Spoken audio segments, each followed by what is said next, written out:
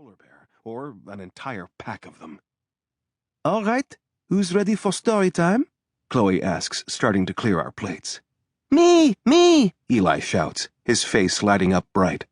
Okay then, go wash your hands and get ready. I'll be in a minute.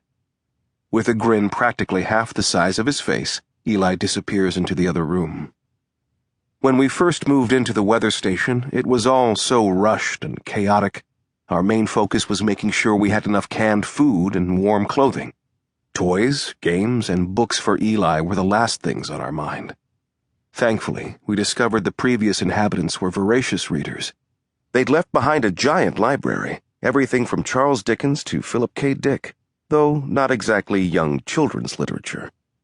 Still, Chloe and I have been reading selections to Eli every single day since. Most of the stuff is way over his head, but he loves it. Anything new in the world we left behind? Chloe asks me, rinsing our plates. She sees I've started skimming the New York Times homepage on my laptop. More than half the lead headlines are about the ongoing animal crisis, which shows no signs of slowing down. In fact, it's only getting worse. I summarize some stories.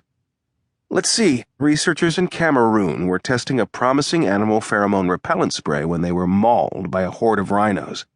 President Hardinson just signed a controversial executive order to set controlled fires in federal parks to destroy thousands of acres of breeding grounds. And the Kremlin's denying it, but apparently a school of blue whales just sunk a Russian nuclear submarine and— Enough! Chloe snaps. She sighs deeply. She runs her hands through her auburn hair. I feel bad for adding to her stress, but she asked. My laptop pings with a notification, a new email. But not just any message. This has been sent via a classified U.S. government server. Its subject line reads, "Urgent request." I immediately slam my laptop shut. Now don't be ridiculous, Chloe says. She's read the screen over my shoulder. Open it, Oz. It must be important. As far as I'm concerned, I say, there are only two things in this crazy world that are important, and they're both inside this weather station with me. I'm done helping the feds, thank you very much. Remember what happened the last time? How royally they screwed everything up with their so-called solutions?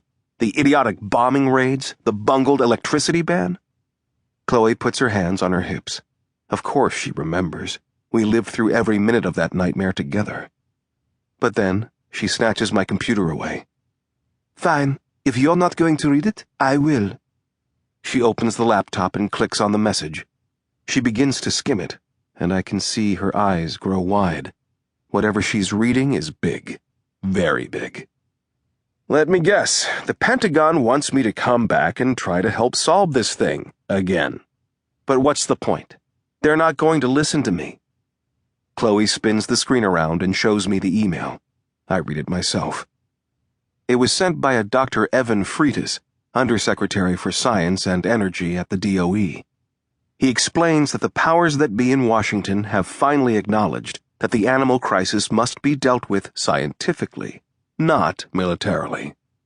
The Department of Energy is now overseeing America's response, not the Department of Defense. Dr. Freitas is spearheading the new response team personally, and he desperately wants me, Jackson Oz, renowned human-animal conflict expert, to return to the United States and join it. This is our chance, Chloe says, grabbing my shoulders. To get out of this icy hell. To actually stop this thing this time. It's what we've been waiting for. I can see tears forming in the corners of my wife's big brown eyes. It's obvious how much this means to her. I'm still skeptical, but I know I can't refuse. You're right, I finally reply. It is what we've been waiting for. It's hope.